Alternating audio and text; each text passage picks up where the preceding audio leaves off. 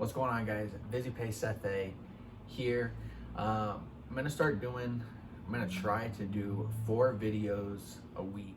So the 4 videos that I want to make is it's gonna be, book reviews on Fridays.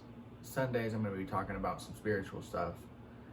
Mondays are gonna be some kind of like leadership aspects, motivational kind of videos, paradigms, things that have helped me. I'm just gonna kind of share those with you. And then Wednesdays we're gonna be talking about merchant services and or sales. Obviously they go hand in hand. I'm a merchant sales rep, but this is gonna be kind of the first video that starts off on all of them.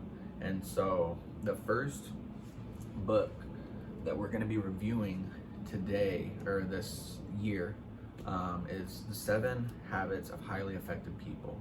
I really like this book a lot. It's a pretty lengthy book. There's a lot of anecdotes in there that that the author tries to hammer home on what you guys need to understand. So on my book reviews, one of the things that I want to try and do is have it be pretty concise and just try and give you guys the bulk of what the chapter was about, so that you guys don't have to necessarily read the book. But if you want a little deeper understanding of the book, you guys can reach out to me and we can talk about it, or you can always just pick the book up and read it, and share with me your comments and whether or not you felt like I hit the right meat of each chapter. And but yeah, definitely give me feedback. Definitely tell me what you guys want to see and whatnot. So, but let's get into it. I'm gonna make a little bit of notes here, so I'll have my laptop out. But I think one of the things that I want to do is get sticky notes and just kind of have the sticky notes in the parts of the book that I want to convey to you. And then I just kind of want to go through the book, with you guys. I'm not like super, what's the word? Like picky on how these videos are going to look necessarily. I just want to bring, really good content and valuable knowledge to you guys. And so I just want to, have the book on hand, because there's a lot of things in the book that are worded specifically that obviously make the most sense. You know what I'm saying? And so we'll go ahead and get into it. The first chapter of the book is called Inside Out. And the biggest thing that I got from Inside Out is, and this is a line from it, it says, our paradigms, correct or incorrect, are the sources of our attitudes and behaviors, and ultimately our relationships with others. And so our thinkings controls our emotions, and our emotions control our actions and behavior. And so there's a saying, I think Mark Twain said it, the man who thinks he can and the man who thinks he can are both right. And so there's another saying, it's an African proverb, that if there's no enemy within, no enemy on the outside can do you no harm. And so that's really what the premise of this chapter is talking about, is just getting a good self-love and a self-respect and a good image of yourself, so that when you're going out and you're having these interactions, you're going to be able to perceive people's actions towards you in a more beneficial light than if you kind of have the mentality that it's me against the world, or I'm always fighting uphill battles and things like that. Like, those are not good stories to tell yourself, just because it's not true. Everything happens for us, it doesn't happen to us.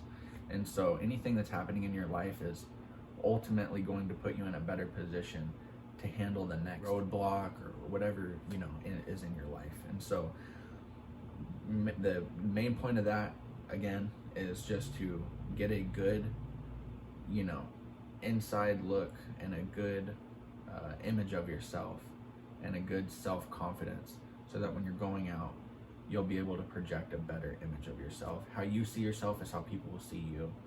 So the next chapter, it gives an overview of the book. The line that I picked out of there that I felt like really just encompassed the entire book, honestly, is most of the self-improvement materials puts too much emphasis on independence, as though teamwork, communication, and cooperation are of lesser value. And so the highly effective people use other people's strengths to benefit them and to benefit the organization and to benefit the team as a whole. And so there's a saying, it says, if you want to go fast, go alone. If you want to go far, go with a team, or something along the lines of that. And so basically this, highly effective people are able to cast visions, they're able to recruit, they're able to instill confidence in others, and they're able to communicate well to have people on board with their vision and their dream to help them. Okay. This wasn't in the book. This was something that I said, but there's another thing in the book called a PPC. There's production and there's a production capability.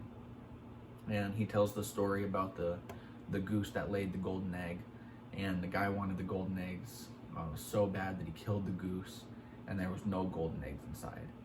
And so there's always a production capability of your organization. There's a production capability of you. There's a production capability of your lawnmower, and if you take care of the production capability, you're always going to get the production. And so that PPC balance is something that he talks about a lot in here. And so basically that's really, and that kind of also alludes to the inside out factor. If you have a good image of yourself on the inside, you're going to be able to take care of your PC. And if you take care of your production capability, you're obviously going to be able to produce a lot more. And that's what a highly effective person does. They produce, and that's what we're after, obviously. So it starts getting into the habits after this. So habit number 1 is be proactive. One of the things in the book, one of the stories that he tells, this guy named Viktor Frankl, he was a teacher, and he was put through concentration camps during World War II. And it says that Frankyl used the human endowment of self-awareness to discover the principle about the nature of man. And that is, between stimulus and response, man has the freedom to choose. So there are 4 human endowments. It's self-awareness, imagination, consciousness, and independent will. And so basically what that means is that nothing forces you to do anything. You have that stimulus, and then before a real reaction happens, depending on how your inside look at yourself is obviously going to determine your response. But you always have a chance to make something positive out of any stimulus that's happening in your life. And so that's another reason why the inside out is such a big deal, is because you need to have a good image of yourself so that you're able to respond correctly. If things are happening for you, if you get a flat tire on the highway or something like that, you kind of feel like, you just play a mind game with yourself to where it's like, there's a possibility that if I didn't get the flat tire, somebody could have crashed into me, later on. I'll be 30 minutes late, but I won't be dead. And so, if you're able to go into that meeting and and so basically that's kind of what's happening. The stimulus is that you're 30 minutes late to your meeting, but your response is, thank you for waiting. I really appreciate you.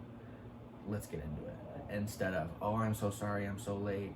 And then you start giving all these excuses and things like that. And that obviously gives them a perception of you. And so the other thing about being proactive is that you just focus on your circle of concern. When you do, you detach yourself from the things that could be going wrong in your day, like I just kind of alluded to. And you don't get all huff and puffy over things that aren't in your control. If you get a flat tire, that's really out of your control. You had no impact on whether or not there was a nail in the road. And so you handle it, you handle the issue, and you keep moving forward. Okay, so habit number 2 is begin with the end in mind. And that was kind of why I told you guys what I wanted to do. I want to be able to make 150 plus videos this year. I want 15,000 subscribers or followers just across my platforms. I don't care if it's 5,000 here, 5,000 on Instagram, 5,000 on TikTok, or whatever the case is. I just want to be able to put a video out, put some content out, and have the influence to reach 15,000 people. And so that's kind of where the end game is for me. I obviously want to do this to obviously increase my revenue. One of my goals is to become a motivational speaker and an author, and so I want it to lessen my obscurity so that people know me more. And I want to increase my revenue as far as my merchant services goes, because if somebody likes what I'm saying here and they feel like I have something to teach them, that's really, I'd be able to recruit them into the business. I'd recruit them into my business. I'd be able to mentor them and obviously help them, change their lives as I'm changing mine. And so all things are created twice, once in the mind and once in the physical. And so know where you're going and focus on the things that are in your, circle of concern, which is how many videos I can make, how many times I post, what type of content I can include, how much preparation I put into this stuff so that it is good content, things of that nature. And yeah, write your goals down clearly. I've got a book right here that has all of my yearly goals, and then in the back here I've got some prayers, I've got some affirmations, and I've got a gratitude log. And so every day I write one prayer, someone that I'm thinking of. I write something that I'm grateful for, and I write an affirmation that I want to see for myself in my life. And so I did want to quickly talk about how to write goals. So you clearly write that goal out, and I like to write my goals out in affirmations a lot of the times. And so how you write a good affirmation is you start with I am, and then you put an emotion to it. I am happy. I am happy making 150 videos this year to reach the 15,000 people I'd like to influence. So the next thing is you put the verb in an ing fashion so that it's in the present time. A lot of people like to write their goals, I will do this, but that's putting it off. And then the way that I used to write goals was in past tense. So I have, or I gained, 15,000 followers this year. But there is a small kind of, it's tricky, between making yourself believe, something, and your mind telling you, well, you're a liar, because if it's like, I have 15,000 followers, I have 15,000 followers, I have 15,000 followers. Yes, there is something that might be changing to where I can start believing that. But at the same time, I look at my Instagram on the daily and I can see that I don't have 15,000 followers. And so you're lying to yourself a little bit. And that is going to break down your self-respect and your self-confidence. And so that's one of the things that we need to really protect. But you write it down. You write down the obstacles that you're going to face. You write down the people that are going to help you next. And then you write down the plan that you have to achieve that goal. And then you write down the benefit that it's going to have on your life.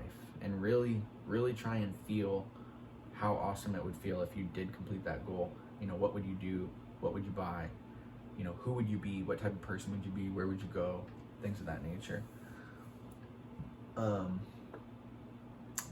use that in picture as a metric for all of your decision making. So, I have the goal to, on YouTube to have 5,000 subscribers, let's say, at the end of the year. If I'm thinking, oh man, I'm really tired, I'm not sure if I can make this video, you just ask yourself, well, is this in line? Is this going to help you get to that goal? Well, no. Okay, well then what is going to help you get to the goal? Making the video. Oh, well, and then your kind of self-talk starts to come in, well, I'm not super prepared, or things of that nature. Just get it out. Things are never going to be perfect. I know that I could have done this video better, but as just being vulnerable to you guys, I've already should have made 4 videos by now. And so I'm not going to let perfection stop me from my production. Okay. And so I just need to push forward. I'm going to get better at the videos, and these will all get better. You guys are all going on this journey with me. And so habit number 3 is principles of personal management. Organize and execute around priorities. It's kind of what I just alluded to with the end in mind, and kind of having that end goal be the the basis of your decisions. Public victory is kind of in that. Oh, I'm sorry, that's actually, I didn't see, that's what I'm saying, I didn't do this correctly, but I marked this wrong. That's actually in the next chapter. So the chunk of habit number 3 is principles of personal management. Organize and execute around priorities. Know what your priorities are, make decisions around those, and make sure I don't mean to say the word that I'm trying to do, but prioritize your priorities. Make what's important. I can't remember who said it, but they said don't major in minor things. Ty Lopez said it, don't major in minor things. Major in what's important. And so the next chapter is public victory, paradigms of interdependence. The thing that I felt like there's a line in here in the book, and it says, private victory precedes public victory. Self-mastery and self-discipline are the foundations of good relationships with others. So that goes all the way back to inside out. If you see yourself in a good light, if you can look at yourself in the mirror and be happy and proud, you're going to go out and people are going to be happy and proud to be dealing with you. Okay? And so love yourself. Self-talk affects how you're seen and how you need to influence. Okay? If you're, a shy person and people see you as timid, you're going to use a lot of different techniques to influence people than I am, because I am a little more outgoing and I'm a little more extroverted. And so the techniques and things like that I use to influence people are going to be different from you, but that doesn't mean that I'm better at influencing people than you are. Okay, so going on to the next habit is number 4, think win-win. So all of these habits are kind of intertwined together, and they just make for an effective person, a highly effective person. But win-win agreements take a lot of consideration and courage to accomplish. So I just actually had an incident where I was at a merchant, and we had a situation that basically, we weren't seeing eye to eye on the value that I could bring him and different things like that. So we had a renegotiation, and I sat down at the table, and before I'd said anything, I said, look, I like you, I know you like me, let's agree right now that no matter what happens today regarding business, we're gonna shake hands as friends, and we're gonna be able to coexist, and we're gonna be able to still refer business to each other and still talk about each other in a positive light. Is that fair? Yeah, that's fair. Boom. So that obviously knocked off all the pressure of what was about to occur. He knows, and I told him, I said, I just want this to be a win-win for both of us, okay? If it's a win-win for both of us, and both of us are happy and we can make this deal happen, let's do it. Let's do the deal. If not, let's shake hands and let's be friends, okay? So win-win is a paradigm that takes integrity, and the abundant mindset. So the abundance mindset is very, very important because my son's up. I don't know if you heard that, but the abundance mindset is very important because you need to be able to understand that everybody can have what they want in life. Just because I earn, if I earn X amount of dollars this week, that doesn't hinder, if you're in merchant services, that doesn't hinder your ability to earn X amount, that week as well. There's a lot of fish in the sea, as they say. There's enough to go around, as another saying. And I truly believe that. And that's why I want to make these videos, and that's why I want to share what I know. I feel like it's my gift, is being able to convey a message, being able to connect the dots for people so that it's easy and it's easy to implement. Okay? Habit number 5, seek to understand, then to be understood. So in communication, only 10% is word, 30% is how we sound, and 60% is our body language. Lean in and listen. Look like you're listening, and they will be more open to talking to you and whatnot. And so use mirroring as far as behavior goes, and also words. So if somebody says, I really like that. Okay, I gotcha. So when you say that you like it, what exactly about it is that you like? And then make them further explain. He heard that I heard him. Now I'm asking, well, what is it about it that you like it? And now he's going to indulge on it a little bit, and you're going to be able to really figure out the meat of the situation as to, what really made him say, like, that's it. That's something that I want to do. Okay. And so habit number 6 is synergy. So the definition of synergy is the interaction of or cooperation of 2 or more organizations, substances, or other agents to produce a combined effect greater than the sum of their separate effects. Okay? What that means, this habit number 6, synergy, is basically saying learn how to do, habit 1 through habit 5 all together.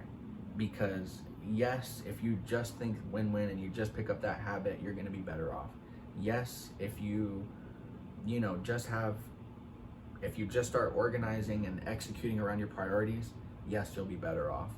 But if you can, organize and execute around priorities, you can think with the end in mind, you can be proactive, you can think win-win, and you can seek to understand people before you're understood. You can get all those things to mesh together and implemented well, you're obviously going to be a much more highly effective person. Does that make sense? So, and then habit number 7 is renewal. And so this actually, again, comes back all the way up to inside out. And he hits on it again. Take care of your own PC. You have to take care of your body. You have to take care of your mind. The amount of output that you can have that's good is a direct correlation of how much input that you're receiving that's good. So there's 4 things, 4 factors of our PC that you need to take care of: physical, social, emotional, spiritual, and mental. So for physical, exercise, nutrition, stress management, things of that nature, meditating, stuff like that. Social and emotional, okay? Service people, be a servant leader. That's what I feel like I am. I love recruiting people and helping them out because I love helping. I love being of service of people, okay? That's why I like merchant services, is because I really, really feel like I'm servicing, the merchant to a better life, more money, happier customers, and understand, what your product or service really does for people. Spiritual, have value clarification, commitment, study, and meditation. So yes, meditation does get you, closer or anything like that. But the reason why I said stress management is because if you meditate, you will be less stressed. Okay. Mental. reading, visualizing, planning, writing.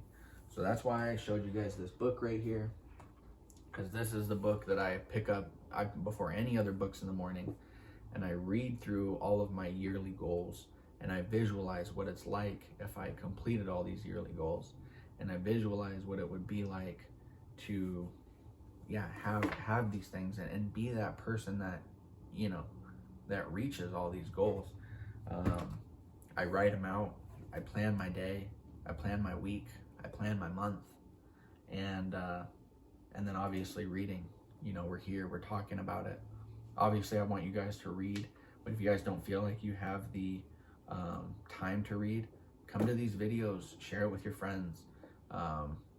Be the type of person that lifts others, you know. And if you, and that was one of the things, this is a little bonus tip that wasn't really in the book per se, but that's how I found out that I needed new friends, and I needed different, you know, friends, is because I was always the guy that was like, you know, hey, what have you read? What have you done? What are you doing to improve yourself? What programs have you listened to? You know, have you worked out? Different things like that. And all I was getting from my friends was no, no, no. And then it started to kind of aggravate them a little bit, to where it was like, oh man, like, you know, can we just not talk about that? And so at that moment in time, that's when I was like, okay, I need a new set of friends, because I'm over here trying to push the ball, and you know, they're completely fine with where their ball is at. And so you know, be the guy to push, you know, to push and you know, have the momentum to go forward. And if you're getting if you're kind of like getting stopped in your tracks a little bit, just understand that there's some roadblocks, and there's some sludge in the machine, some cogs, as Ty likes to call them, cogs in the machine, that are slowing you down. And so remove them and get going. So yeah, that's pretty much the premise of this book. I really enjoyed it. I'll give it about a 7.5 to 8 out of 10. There's a lot of good things in here that, you know, really opened my eyes. But yeah, I really appreciate you guys for being here, for listening, for going on this journey with me. Please like and subscribe, and share this video. You know what I'm saying? And help me achieve my goals. I really need your guys' help. And so please help me out.